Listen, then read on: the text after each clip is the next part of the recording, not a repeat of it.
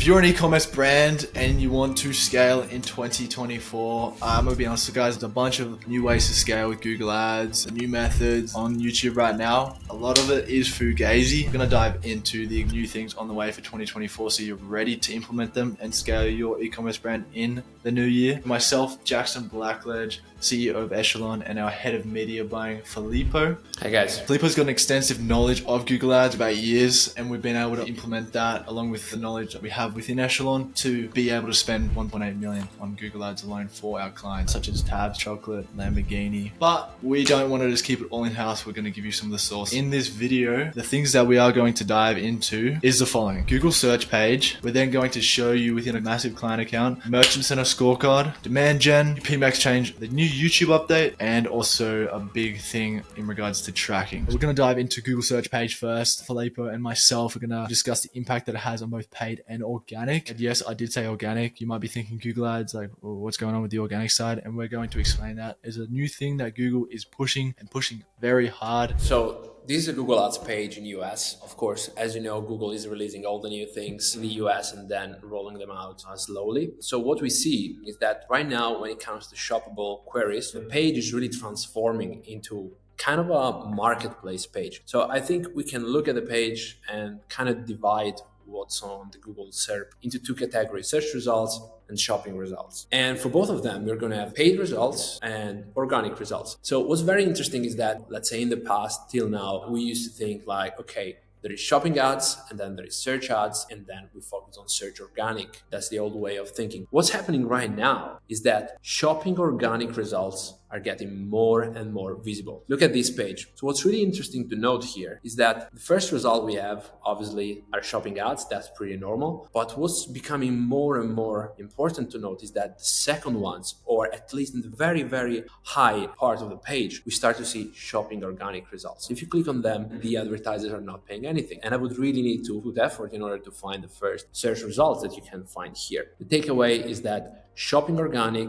since its debut on the scene in 2020, has become more and more important and has finally found its way out of this hidden shopping tab in which it was relegated so far. So what it means for you is that you really need to focus on the quality behind your shopping organic results. And what is behind that, of course, it's Google Merchant Center and your own product feed. Right now, we're going to dig deeper into the organic part of things, going back to the Merchant Center where actually the magic happens. Merchant Center is a massive thing when it comes to Google Shopping ads. A lot of people neglect it. Even some of the biggest brands that we actually audit neglect the basics. Please, if you are not an expert on Google Merchant Center, there's a bunch of stuff on my Twitter that you can learn from. We've jumped into a client account here. What we want you to go into and how to navigate to the organic side of things, you're in the overview. You then go to performance.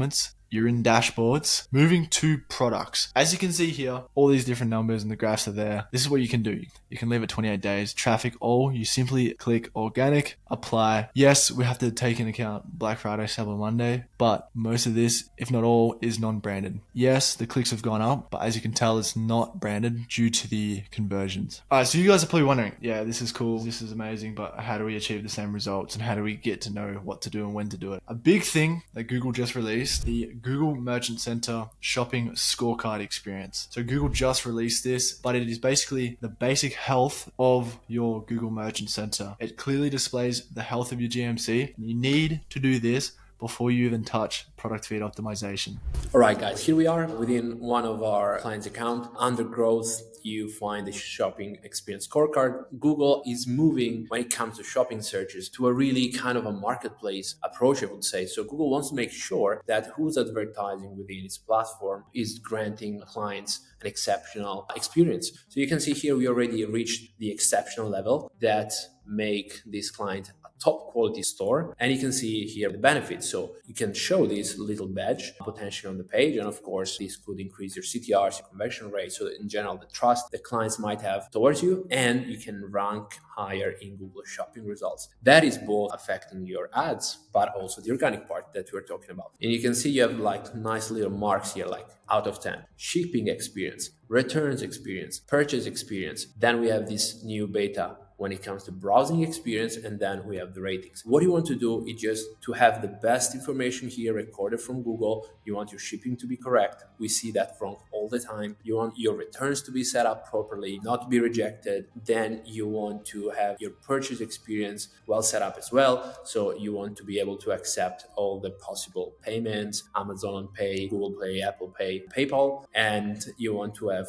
good reviews as well. This is something that you should definitely look into when it comes to 2024. This shopping scorecard experience, as Filippo just displayed to you guys, it helps out heap. For your Google shopping to just push to the top and highly ranked, you need to do X, Y, and Z. If you're not confident within the GMC, definitely leverage the scorecard. If you think, oh, my GMC is not good, blah, blah, blah, like, it's okay. 6, 7, 8, 9-figure brands come to us and they have the exact same issues across the board. From shipping times to reviews to like the smallest things that you typically think a 9-figure brand just wouldn't have issues with, they have the same issues, okay? So don't stress, very doable in regards to fixing it and resolving it. We make these videos to help you guys out. Here's another account that we are auditing. You see that the overall quality score in the United States is not that high. And if you scroll below, then you can see a couple of suggestions and all the different parameters. We are here in the sports and outdoors vertical. So competitors, for example, they probably have, as you can see, much better return policy or shipping experience, or they might have very good reviews, and these guys are not working on them as much. It's also really good when it comes to business direction in a way, because you want, of course, to smash it on the Google page. You get basically feedback from the industry. So like, what should I need to do in order to be more successful on shopping in Google in general? You will need also to kind of work on your return experience or shipping experience. As we just went over the shopping side of things, both paid and organic, that was more intent based. We're now going to dive into more top of funnel scaling. So how do you scale your ad spend with Google Ads? You might be sort of at a plateau of 20,000 a month, 100,000 a month. Every month you're like, how do I spend more? How do I spend more? Every time I'm spending, the CPA is rising. We're going to dive into how you can increase that spend, how you can drive demand. And that is a new demand gen campaigns. This is a really nice case study, very fresh. As you can see, it's a campaign that we just launched pretty recently. I think Google is really going there in 2024. It's a campaign that was just launched a few months ago. And it reminds me really of the first months of PMAX. Google is building confidence in this type of campaign, but this is going to be for sure a massive thing going to the next year. So you can see here a small campaign, $100 budget per day. And at first we set it up for maximize clicks. That's a nice thing about demand generation as well, that you can still set it up for clicks, for traffic. Here's pretty interesting. You can see that we started with maximize clicks as a bid strategy. Let's check the CPC here. It was really working nice, because what's nice about demand generation is also that it goes only into Google's network, really high quality placements. Within the first flight of the campaign, you can see the CPC was incredibly low, 15 cents,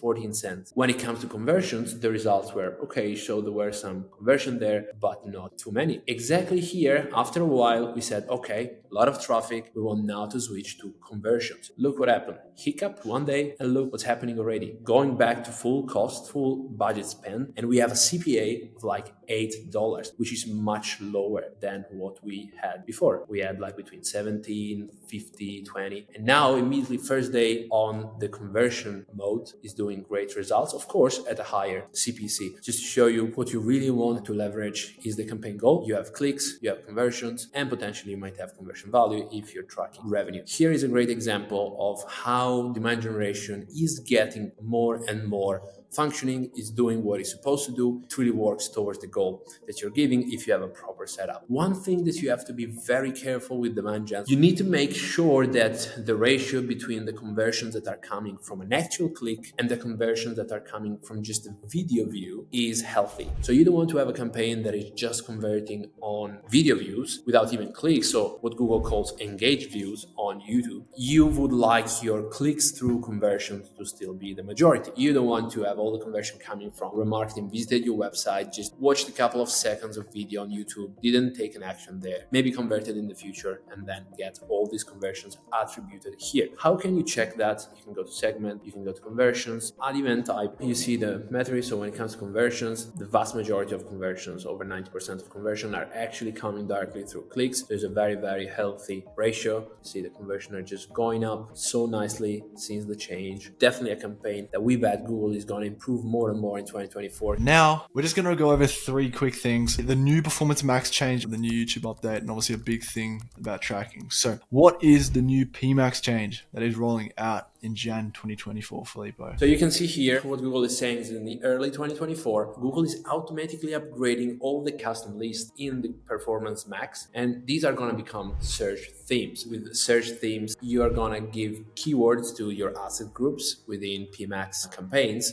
and Google can use them to obviously better place your ads, but also increase its presence in the search network. In 2024, all your existing custom audiences that are present in your PMax campaign will be automatically upgraded to search themes. So what's the big impact here? It comes back to the relationship, of course, between PMax campaigns and search-only campaigns. PMax campaigns were competing with search-only campaigns only if the query from the user was not an exact keyword that you had. And when I say exact keywords, I don't refer to the match type, but the actual text of the keyword. For example, if in your search campaign you had the keyword like running shoes, could have been broad match, phrase match, or exact match. If someone was searching for exactly running shoes, your PMax campaign was not competing in that auction. What's going to happen instead with search themes, and I mean it's already happening, but with the 2024 update, it's gonna just happen for most of the PMax campaigns are there. PMax campaigns with search themes will have the same prioritization as your phrase match and broad match keywords in search campaign. If you really want to make sure that your search campaigns are serving the numbers they are doing right now against your PMax campaigns, you have to make sure that you have exact match keywords. So as you can see, exact match keyword will still be prioritized versus PMax with search themes. If instead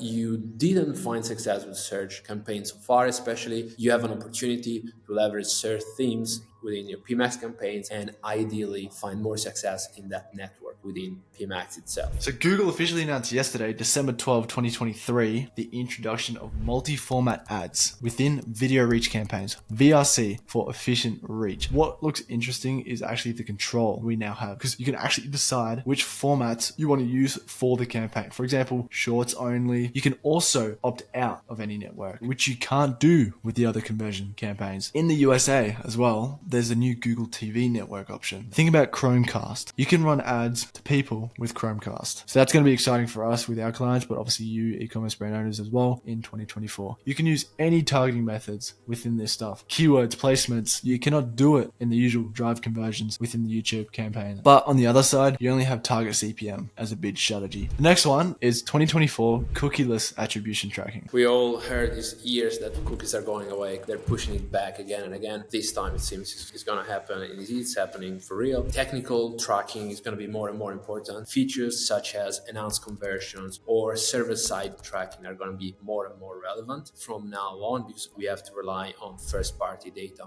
more and more, not just Google attribution based on cookies. We are already obviously gathering a lot of best practices that we are testing with our clients, so looking forward to telling more in one of the next videos. So with that being said, coming into 2024, if you'd like us to advise or even manage your operations on the Google Ads sites for your e-commerce brand, click the link in the description. If it makes sense for us to scale your brand, if there's potential there, and if it makes sense for both you and us, we can have a further discussion and see where that growth is, and obviously make sure that it works for the both of us in regards to at an OPEX level. If you want to learn the best Google Ad strategy that we've derived from running over 7,000 Google Ad campaigns for companies such as Tabs, Cloud Sharks, Chin Mounts, Lamborghini, Founder, Rich Dad Poor Dad, everything, all the methodology, most of the source that we do within internally at the agency, click on this video. It's going to be somewhere around here. If you enjoyed this video, consider leaving a like, subscribing, and myself and Filippo will see you in the next one. Ciao. Bye guys.